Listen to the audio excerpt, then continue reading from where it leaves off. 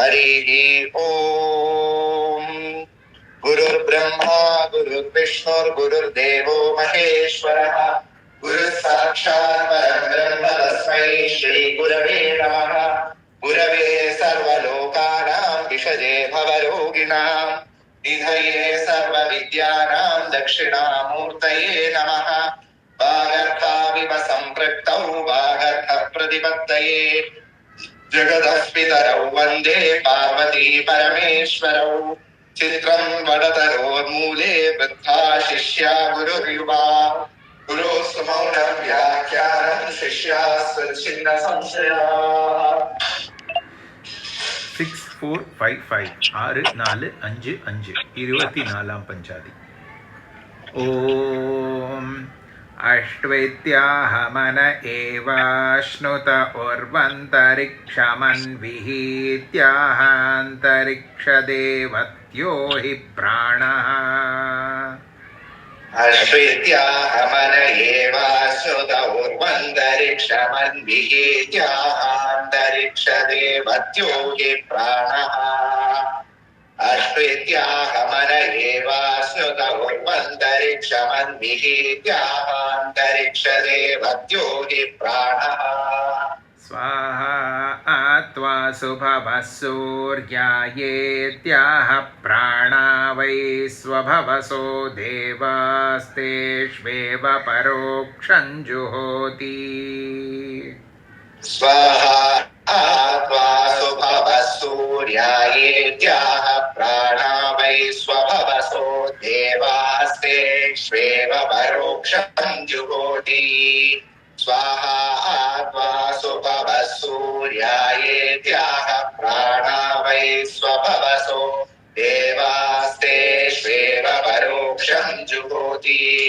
देवेभ्यस्त्वा मरीचिपेभ्य इत्याहादित्यस्य वै रश्मयो देवा मरीचिपाः। देवेभ्यस्त्वा मरीचिपेभ्य इत्याहादित्यस्य वै रश्मयो देवा मरीचिपाः। देवेभ्यस्त्वा मरीचिपेभ्य इत्याहादित्यस्य वै रश्मयो देवा मरीचिपाः। तेषां तद्भागधेयं तानेव तेन प्रीणाति यदि कामयेत वर्षुकः पर्जन्यस्यादिति। तेषां तद्भागधेयं तानेव तेन प्रीणाति यदि कामयेत वर्षुकः पर्जन्यस्यादिति। तेषां तद्भागधेयं तानेव तेन प्रीणाति यदि कामयेत वर्षुकः पर्जन्यस्यादिति। नीचाहस्तेन निमृज्या दृष्टिमेव नियच्छति यदि कामयेत। नीचाहस्तेन निमृज्या दृष्टिमेव नियच्छति यदि कामयेत। नीचाहस्तेन निमृज्या दृष्टिमेव नियच्छति यदि कामयेत। अवर्षुकः स्यादित्युत्थानेन निमृज्या दृष्टिमेवोद्यच्छति यद्यभिचरेदमुञ्जहि।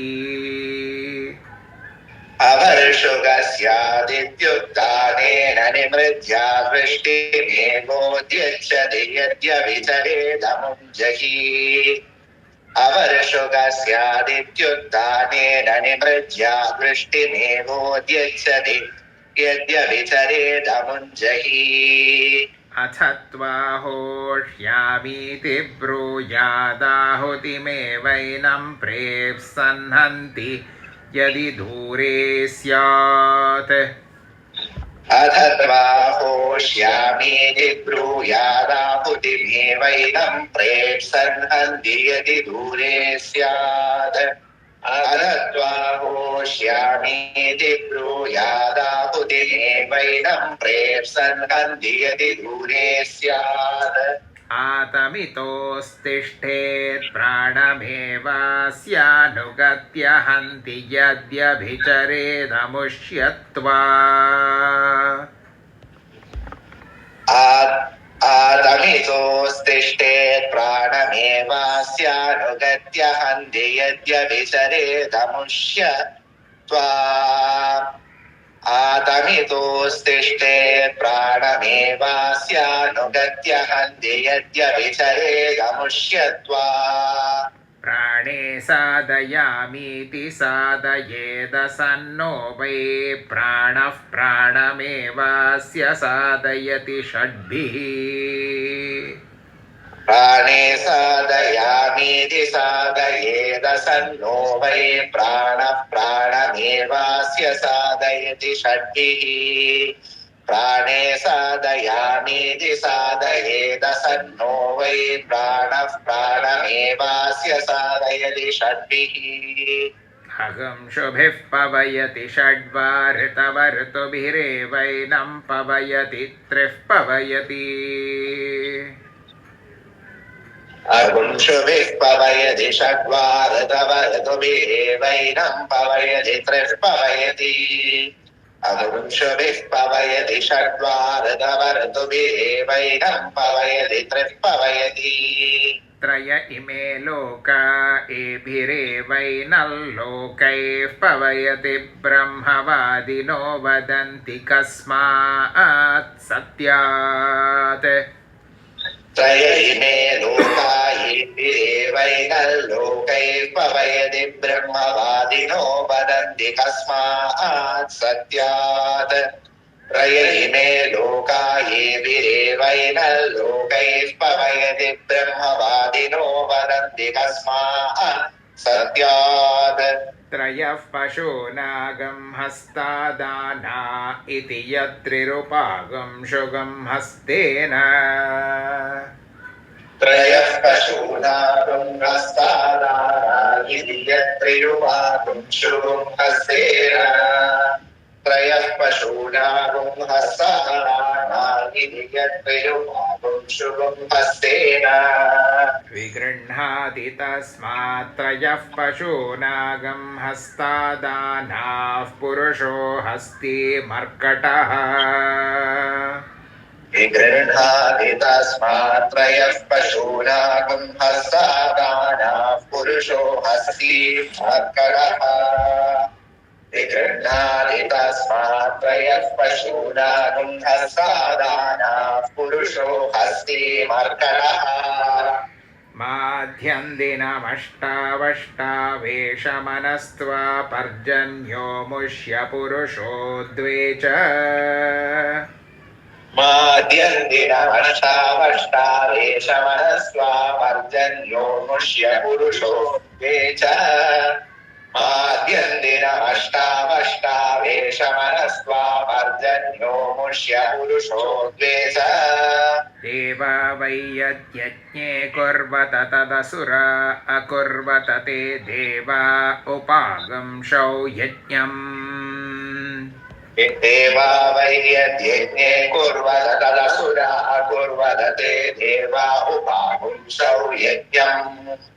देवा वै यद्यज्ञे कुर्वत तदसुरा अकुर्वत ते देवा उपागुंसौ यज्ञम्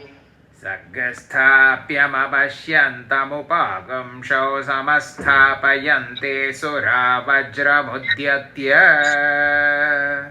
सर्गस्थाप्यमपश्यन्तमुपागुंसौ समस्थापयन्ते सुरा वज्रमुद्यत्य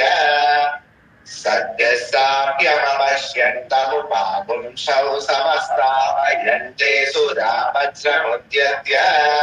देवानभ्यायन्त ते देवा बिभ्यत इन्द्रमुपाधावन्तानिन्द्रोऽन्तर्यामेण देवानभ्यायन्त ते देवा बिभ्यत इन्द्रमुपाधावन्तानिन्द्रोऽन्तर्यामेण देवानभ्यायन्त ते देवा बिभ्यत इन्द्रमुपाधावन्तानिन्द्रोऽन्तर्यामेण अन्तरधत्त तदन्तर्यामस्यान्तर्यामत्वं यदन्तर्यामो गृह्यते भ्रातृव्यानेव तत् तदन्तर्यामस्य आन्तर्यामत्वयदन्तर्यामो गृह्यते भ्रातृव्यानेव तत् तदन्तर्यामस्य आन्तर्यामत्वयदन्तर्यामो गृह्यते भ्रातृव्यानेव तत् यजमानोऽन्तर्धत्तेऽन्तस्ते दधामित्याव पृथिवी अन्तरुर्वन्तरिक्षम् यजमानोऽन्तर्दत्तेऽन्तस्ते ददामित्याव पृथिवी अन्तरुर्वन्तरिक्षम् यजमानोऽन्तर्दत्तेऽन्तस्ते ददामित्याव पृथिवी अन्तरुर्वन्तरिक्षम् इत्याहैभिरेव लोकैर्यजमानो भ्रातृव्यानन्तर्धत्ते ते देवा अमन्यन्तेन्द्रो वै इत्याहैभिरेव लोकैर्यजमानो भ्रातृव्यानन्तर्दत्ते ते देवा अमन्यन्तेन्द्रो वै इत्याहैभिरेव लोकैर्यजमानो भ्रातृव्यानन्तर्दत्ते ते देवा अमन्यन्तेन्द्रो वै इदमभूद्यद्वयग्स्मैति ते ब्रुवन्मघवन्ननु न भजेति इदमभूद्यद्वयग्स्मैति ते ब्रुवन्मघवन्ननु न भजेति इदमभूद्यद्वयग्स्मैति ते ब्रुवन्मघवन्ननु न भजेति सजोषा देवैरवरैः परैश्चेत्यब्रवीद्ये चैव देवाः परे ये चावरे तानुभयान् सजोषा देवैरवरैः परैश्चेत्यब्रवीद्ये चैव देवाः परे ये चावरे तानुभयान् सजोषा देवैरवरैः परैश्चेत्यब्रवीद्ये चैव देवाः परे ये चावरे तानुभयान् अन्वाभजत् सजोषा देवैरवरैः परैश्चेत्याह ये चैव देवाः परे ये चावरे अन्वाभजत् सजोषा देवैरवरैः परैश्चेत्याह ये चैव देवाः परे ये चावरे अन्वाभजत् सजोषा देवैरवरैः परैश्चेत्याह ये चैव देवाः परे ये चावरे तानुभयानन्वाभजत्यन्तर्यामे मघवन्मादयस्वेत्याह यज्ञादेव तानुभयानन्वाभजत्यन्तर्यामे मघवन्मादयस्वेत्याह यज्ञादेव तानुभयानन्वाभजत्यन्तर्यामे मघवन्मादयस्वेत्याह यज्ञादेव यजमानन्नान्तरे एत्युपयामगृहीतोऽसीत्याह पानस्य धृत्यै यदुभावपवित्रौ यजमानं नान्तरे एत्युपयामगृहीतोऽसीत्याह पानस्य धृत्यै यदुभावपवित्रौ यजमानं नान्तरे एत्युपयामगृहीतोऽसीत्याह पानस्य धृत्यै यदुभावपवित्रौ गृह्येयातां प्राणमपानो नुनृच्छेत् प्रमायुकस्यात् पवित्रवान् गृह्येयातां प्राणमपानो निरुच्येत् प्रमायुकस्यात् पवित्रवान् गृह्येयातां प्राणमपानो निरुच्येत् प्रमायुकस्यात् पवित्रवान् अन्तर्यामो गृह्यते प्राणापानयोर्विधृत्यै प्राणापानौ वा एतौ यदुपागश्वन्तर्यामौ अन्तर्यामो गृह्यते प्राणापानयोर्विधृत्यै प्राणापानौ वा एतौ यदुपागश्वन्तर्यामौ अन्तर्यामो गृह्यते प्राणापानयोर्विधृत्यै प्राणापानौ वा एतौ यदुपागश्वन्तर्यामौ व्यान उपागंशसवनो यं कामयेत प्रमायुकस्यादित्यसर्गस्पृष्टौ व्यान उपागंशु सवनो यं कामयेत प्रमायुकस्यादित्यसर्गस्पृष्टौ व्यान उपागंशु सवनो यं कामयेत प्रमायुकस्यादित्यसर्गस्पृष्टौ तस्य साधये ध्यानेनैवास्य प्राणापानौ विच्छिनत्ति ताजक तस्य साधये ध्यानेनैवास्य प्राणापानौ विच्छिनत्ति ताजक तस्य साधये ध्यानेनैवास्य प्राणापानौ विच्छिनत्ति ताजक प्रमीयते यं कामयेत सर्वमायुर्यादिति सर्गस्पृष्टौ तस्य प्रमीयते यं कामयेत सर्वमायुर्यादिति सर्गस्पृष्टौ तस्य प्रमीयते यं कामयेत सर्वमायुर्यादिति सर्गस्पृष्टौ तस्य साधये ध्यानेनैवास्य प्राणापानौ सन्तनोति सर्वमायुरेति साधये ध्यानेनैवास्य प्राणापानौ सन्तनोति सर्वमायुरेति साधये ध्यानेनैवास्य प्राणापानौ सन्तनोति सर्वमायुरेति त उभयान् गृह्यते चतुश्चत्वारिगुंशच्च त उभयान् गृह्यते चतुश्चत्वारिगुंशच्च त उभयान् गृह्यते चतुश्चत्वारिगुंशच्च वाग्वा एषा यदैन्द्रवायवो यदैन्द्रवायवाग्राग्रः गृह्यन्ते वाचमेवानो वाग्वा एषा यदैन्द्रवायवो यदैन्द्रवायवाग्राग्रः गृह्यन्ते वाचमेवानु वाग्वा एषा यदैन्द्रवायवो यदैन्द्रवायवाग्राग्रः गृह्यन्ते वाचमेवानु प्रयन्ति वायुं देवा अब्रुवन् सोमगं राजानगं हनामेति सोऽब्रवीत् प्रयन्ति वायुं देवा अब्रुवन् सोमगं राजानगं हनामेति सोऽब्रवीत् प्रयन्ति वायुं देवा अब्रुवन् सोमगं राजानगं हनामेति सोऽब्रवीत् वरं वृणैमदग्र एव भोग्रः गृह्यान्ता इति तस्मादैन्द्रवायवाग्राः वरं वृणैमदग्रा एव भोग्रः गृह्यान्ता इति तस्मादैन्द्रवायवाग्राः वरं वृणैमदग्रा एव भोग्रः गृह्यान्ता इति तस्मादैन्द्रवायवाग्राः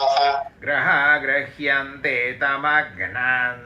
सोपूयत्तं देवानोपाधृष्णुवन्ते वायुमब्रुवन् ग्रहा गृह्यन्ते तमग्नन् सोपूयतं देवानोपाधृष्णुवन्ते वायुमब्रुवन्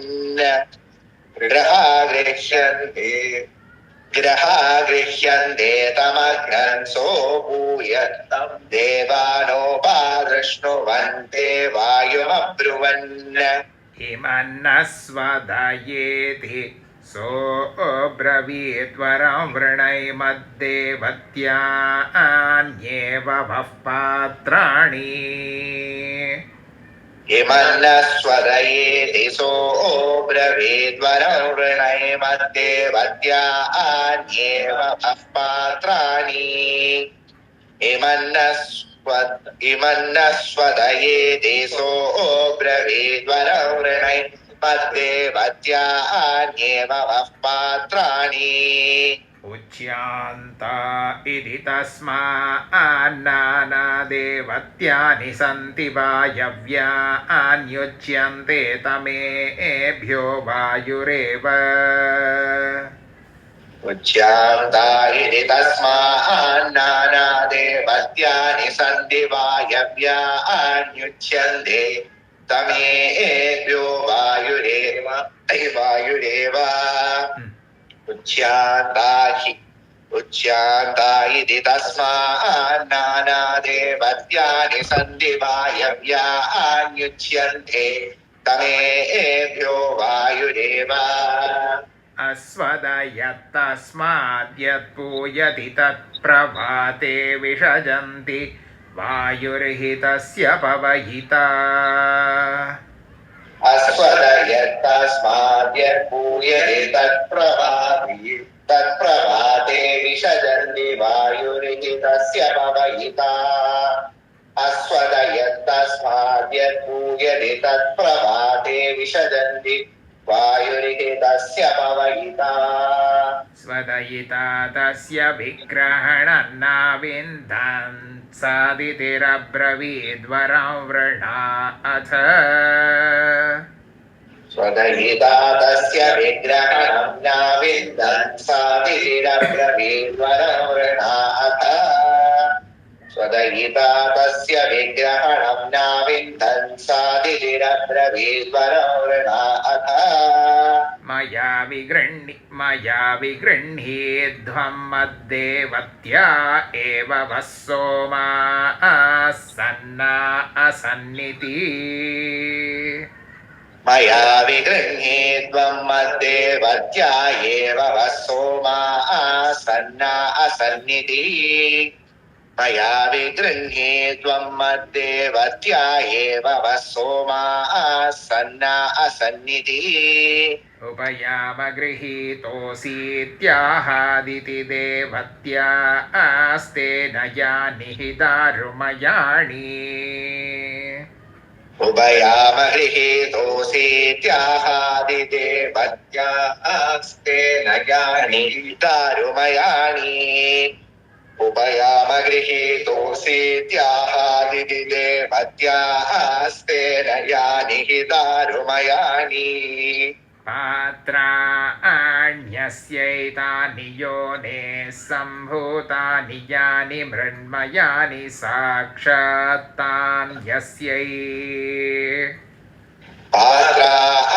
पात्राण्यस्यैतानि योनेः सम्भूतानि यानि मृण्मयानि साक्षात्तान्यस्यै पात्राण्यस्यैतानि योनेः सम्भूतानि यानि मृण्मयानि साक्षात्तान्यस्यै तस्मादेव माहवाग्वै पराच व्याकृता वदत्ते देवा इन्द्रमब्रुवन् तस्मादेव माहवाग्वै पराच्या व्याकृता वदत्ते देवा इन्द्रमब्रुवन् तस्मादेव माहवाग्वै पराच्या व्याकृता वदत्ते देवा इन्द्रमब्रुवन् इमान्नो वाचं व्याकुर्विधि सोऽब्रवीद्वरं वृणै मह्यं चैवैषवायवे च इमान्नो वाचं व्याकुर्विधि सोऽब्रवीद्वरं वृणै मह्यं चैवैषवायवे च इमान्नो वाचं व्याकुर्विधि सोऽब्रवीद्वरं वृणै मह्यं चैवैषवायवे च सह गृह्याता इति तस्मादैन्द्रवायवः सह गृह्यते तामिन्द्रः सह गृह्याता इति तस्मादैन्द्रवायवः सह गृह्यते तामिन्द्रः सह गृह्याता इति तस्मादैन्द्रवायवः सह गृह्यतेतामिन्द्रः मध्यतो वक्रम्य व्याकरोत्तस्मादियं व्याकृता वागुद्यते तस्मात् मध्यतो वक्रम्य व्याकरो तस्मादियं व्याकृता वागुद्यते तस्मात् मध्यतो वक्रम्य व्याकरो तस्मादियं व्याकृता वागुद्यते तस्मात् सकृदिन्द्राय मध्यतो गृह्यते द्विर्वायवे द्वौ हि सवराववृणीत सकृदिन्द्राय मध्यतो गृह्यते द्विर्वायवे द्वौ हि सवराववृणीता सकृदिन्द्राय मध्यतो गृह्यते द्विर्वायवे द्वौ हि सवराववृणीता स्वदय सोमा सहाष्टाविगुंशतिश्च स्वदय सोमा सहाष्टाविगुंशतिश्च स्वदय सोमा सहाष्टाविगुंशतिश्च मित्रं देवा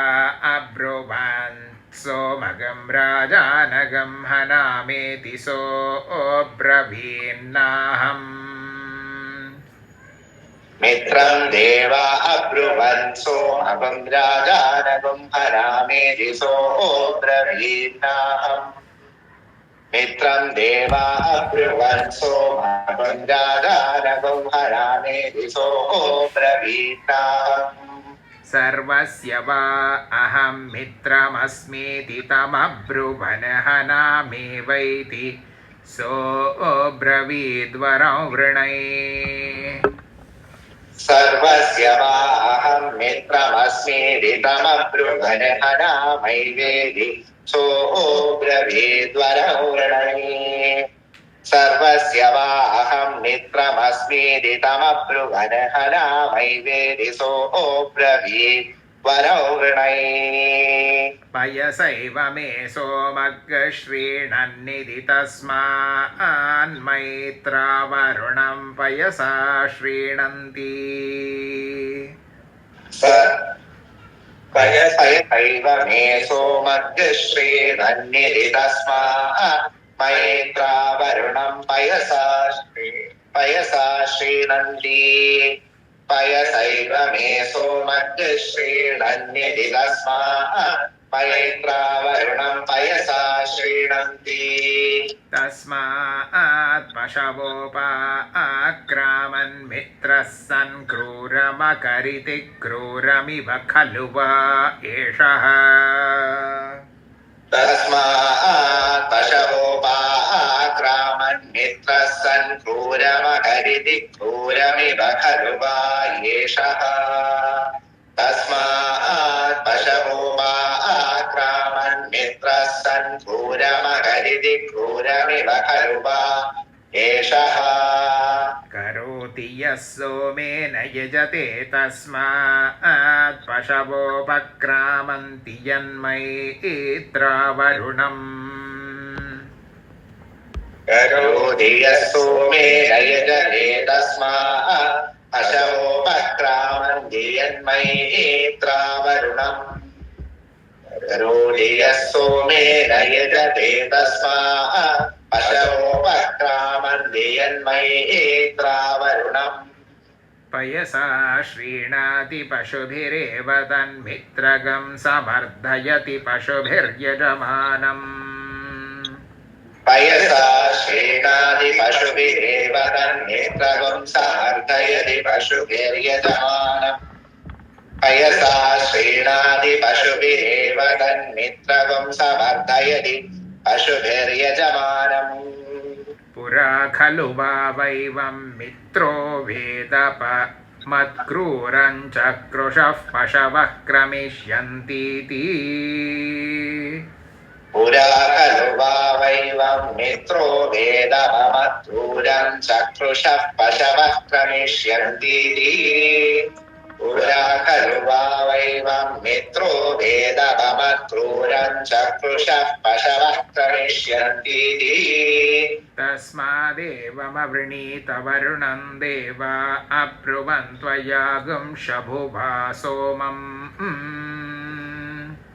तस्मादेवमवृणीत वरुणं देवा अब्रुवन् त्वया गुंशभुवा सोमगुं राजानम् तस्मादेवमवृणीत वरुणं देवा अब्रुवन् त्वया गुंशभुवा सोमगुं राजानम् राजानगं हनामेति सोऽब्रवीद्वरं वृणै मह्यं चैवैषमित्राय च राजानगं हनामेति सोऽब्रवीद्वरं वृणै मह्यं चैवैषमित्राय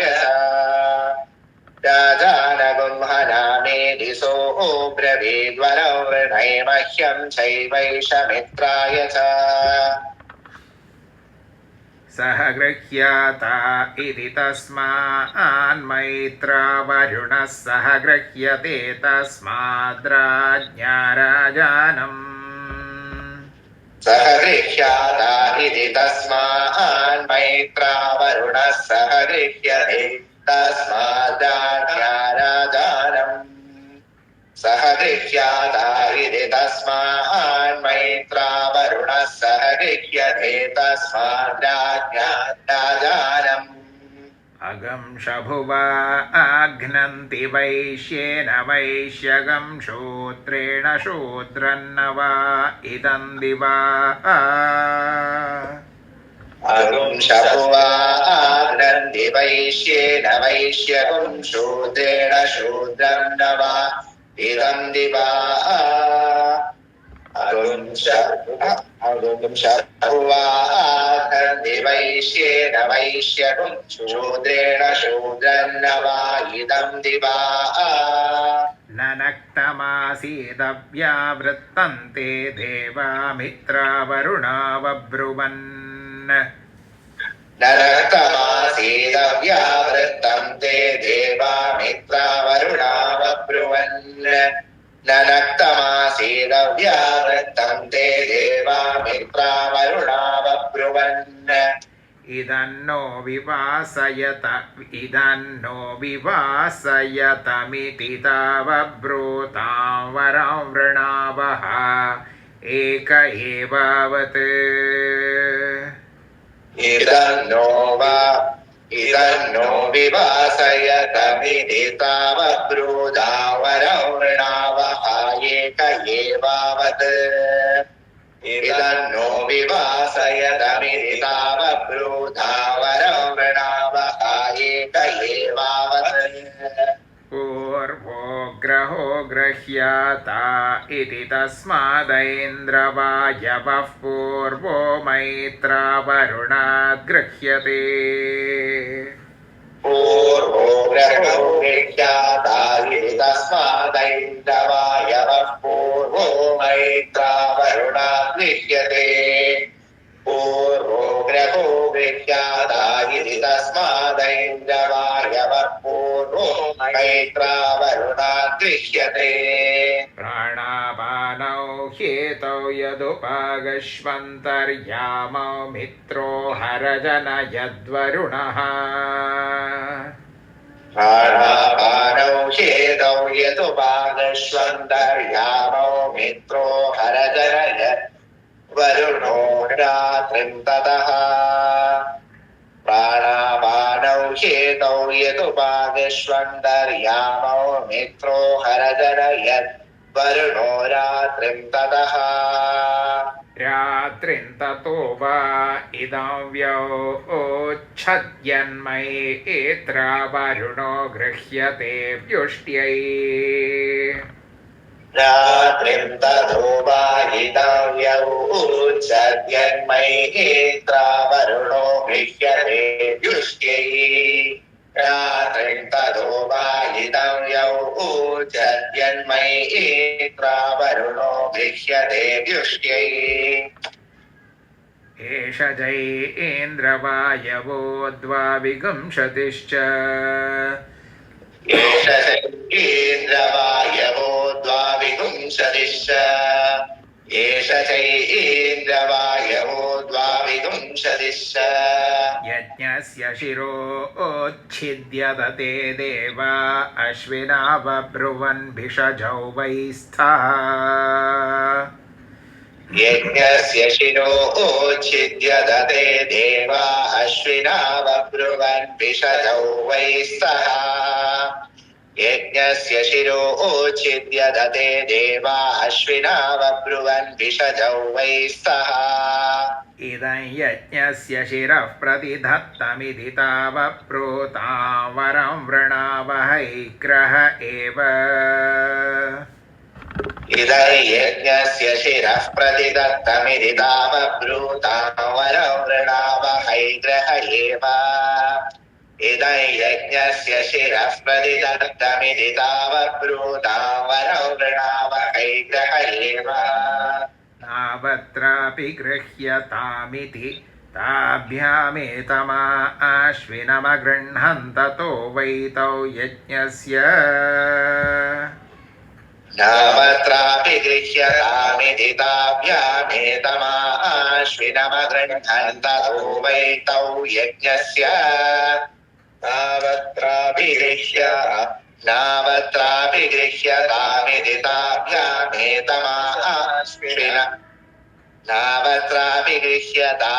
ताभ्यामेतमा आश्विनमगृह्णन्ततो वै तौ यज्ञस्य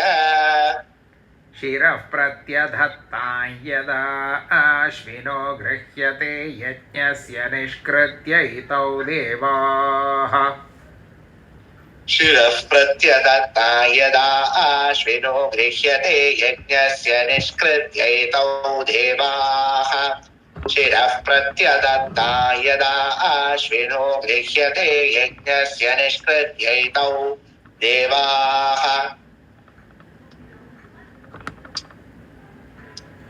अब्रुवन्नपूतौ वा इमौ मनुष्यचरौ भिषजाविति तस्माद्ब्राह्मणेन अब्रुवन्नपूतौ वा इमौ मनुष्यचरौ भिषजाविति तस्मात् ब्राह्मणेन अब्रुवन्नपूतौ वा इमौ मनुष्यचरौ भिषजाविति तस्मात् ब्राह्मणेन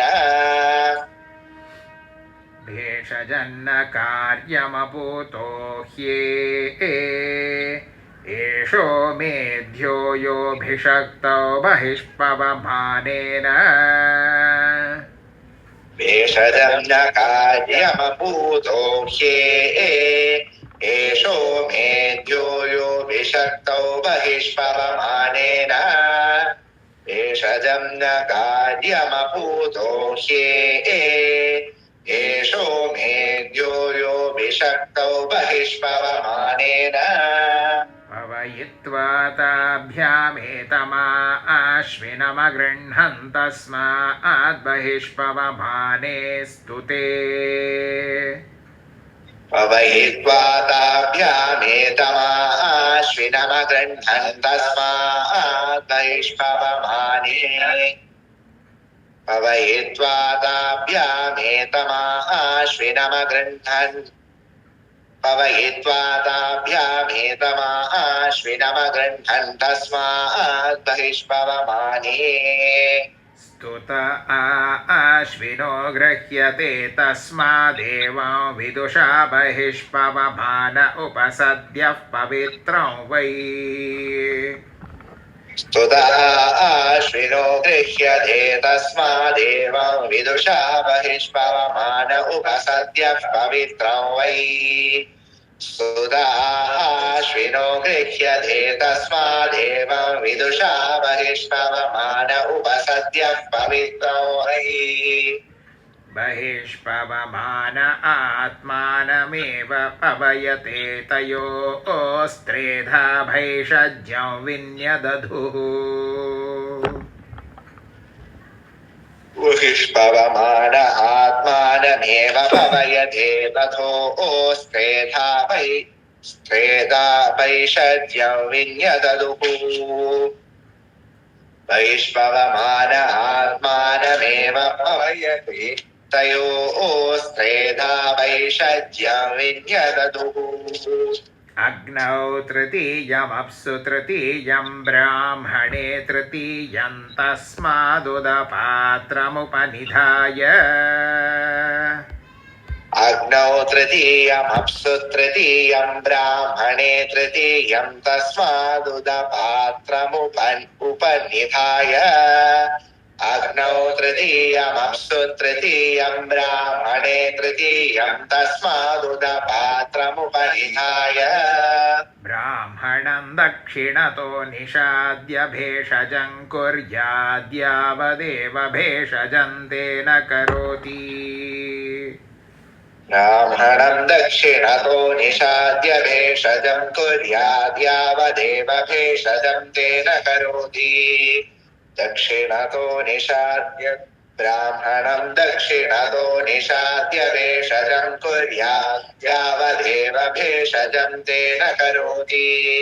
समर्धुकमस्य कृतं भवति ब्रह्मवादिनो वदन्ति कस्मात् सत्यादेकपात्राः समर्थुकमस्य कृतं भवति ब्रह्मवादिनो वदन्ति कस्मात् सत्यादेकपात्राः समर्थुकमस्य कृतं भवति ब्रह्मवादिनो वदन्ति तस्मात् सत्यादेकपात्राः विदेवत्या गृह्यन्ते द्विपात्रा हूयन्त इति यदेकपात्रा गृह्यन्ते तस्मात् द्विदेवत्या गृह्यन्ते द्विपात्रा हूयन्त इति यदेकपात्रा गृह्यन्ते तस्मात् द्विदेवत्या गृह्यन्ते द्विपात्रा हूयन्त इति यदेकपात्रा गृह्यन्ते तस्मात् एकोऽन्तरतः प्राणो द्विपात्रा हूयन्ते तस्माद् द्वौ द्वौ बहिष्टात् प्राणाः एकोऽन्तरतः प्राणो द्विपात्रा हूयन्ते तस्माद् द्वौ द्वौ बहिष्टात् प्राणाः एकोऽन्तरतः प्राणो द्विपात्रा हूयन्ते तस्माद् द्वौ द्वौ बहिष्टात् प्राणाः प्राणावा एते यद्विदेवत्या पशव इडाय दिढां पूर्वाम् प्राणावायेते यद्विदेवत्या पशवहिडाय दिढां पूर्वाम् प्राणावायेते यद्विदेवत्या पशवहिडाय दिढां पूर्वाम् विदेवत्येभ्य उपह्वयेत पशुभिः प्राणानन्तर्दधीता विदेवत्येभ्य उपह्वयेत पशुभिः प्राणानन्तर्दधीता विदेवत्येभ्य उपह्वयेत पशुभिः प्राणानन्तर्दधीता हरिः ओम् अन्यथा शरणं नास्ति त्वमेव शरणं मम तस्मात् कारुण्यभावेन रक्ष रक्ष महेश्वर हरिः ओम्।